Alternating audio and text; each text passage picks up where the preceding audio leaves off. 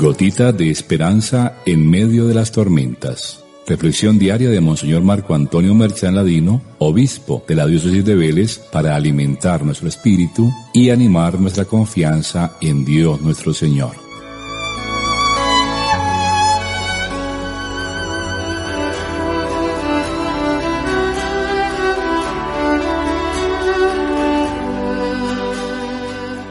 Reciban todos mi saludo muy especial en este día, fiesta de Santa Clara. Continuamos en este jueves el tema de las relaciones al interno de la comunidad eclesial. Ya el Señor nos enseñó sobre la actitud que debemos tener con los pecadores, buscándolos, para ganarlos de nuevo para el reino, a través de la corrección fraterna. Nos habló también de la importancia de la oración comunitaria, y hoy nos muestra la manera de comportarnos cuando hemos sido ofendidos. Al respecto, los judíos tenían la obligación de perdonar, pero habían construido una especie de tarifario que determinaba el número de veces que se debía perdonar. De ahí la pregunta de Pedro: ¿cuántas veces tengo que perdonar? Y él mismo se responde diciendo que hasta 7 veces, quizá yéndose por la corriente menos severa, más manguisuelta diríamos nosotros, quizá también para mostrarse benévolo y quedar bien ante todos. El Señor le responde con una parábola que saca al perdón de las tarifas y lo convierte en el signo más auténtico y sincero de que hemos recibido el amor de Dios, pues Dios perdona siempre y de manera ilimitada. De ahí la propuesta del Señor de perdonar 70 veces 7.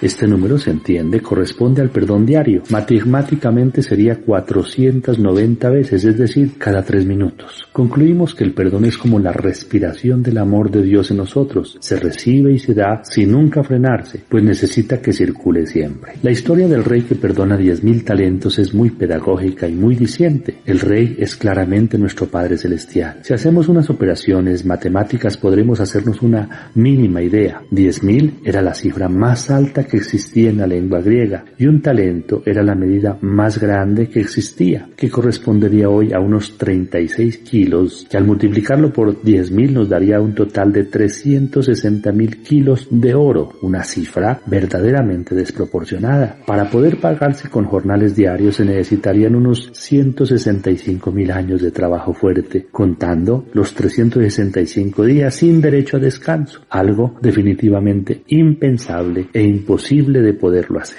La cifra exagerada es solo una idea comparativa de aquello que de nuestro Padre Celestial hemos recibido, todo lo que somos, lo que tenemos y lo que seremos, pues fuimos creados para ser imagen y semejanza de su amor. Y cuando, como Adán, en lugar de recibir los dones los hemos rapado, intentando con ellos apoderarnos de lo que no nos pertenece, de todos modos, Él con misericordia nos ha perdonado y nos ha dado su gracia, que es mucho más de lo que podamos imaginar, y en el colmo de su amor nos dio a su único Hijo, que se ha entregado en la cruz por salvarnos. Todo esto es más que una deuda, porque no nos está cobrando, es un don de su amor, imposible de merecer e imposible de pagar. No nos alcanza la vida para poderlo hacer. Razón tenía el salmista cuando dice: ¿cómo pagaré al Señor todo el bien que me ha hecho? Esto es una reflexión que vale la pena que a diario la recordemos, sobre todo cuando nos sentimos ofendidos por alguna acción de nuestros hermanos, y la misma nos ayudará a colocar los pies en la tierra y a, con humildad, aprender a perdonar siempre, compensando todo lo que el Padre Dios nos ha dado.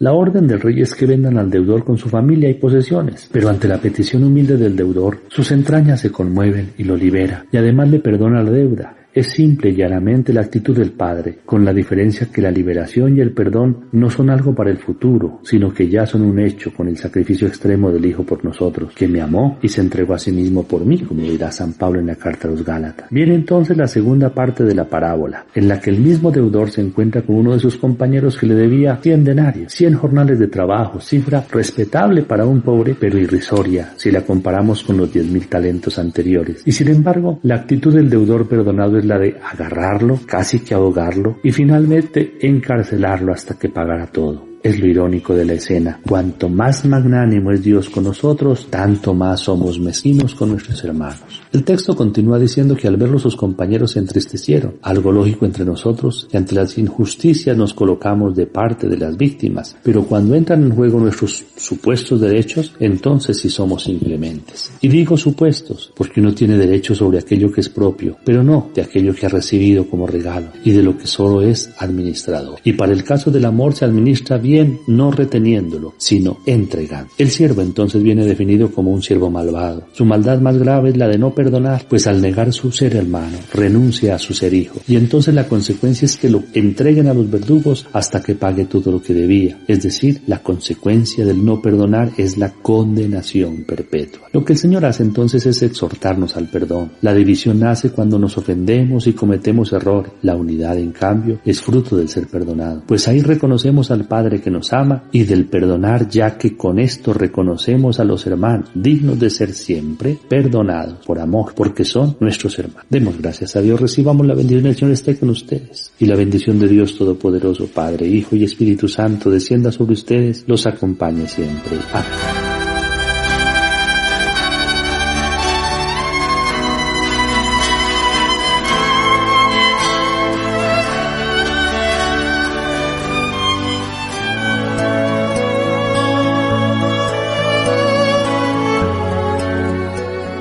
Gotita de esperanza en medio de las tormentas. Reflexión diaria de Monseñor Marco Antonio Merchán Ladino, obispo de la diócesis de Vélez, para alimentar nuestro espíritu y animar nuestra confianza en Dios nuestro Señor.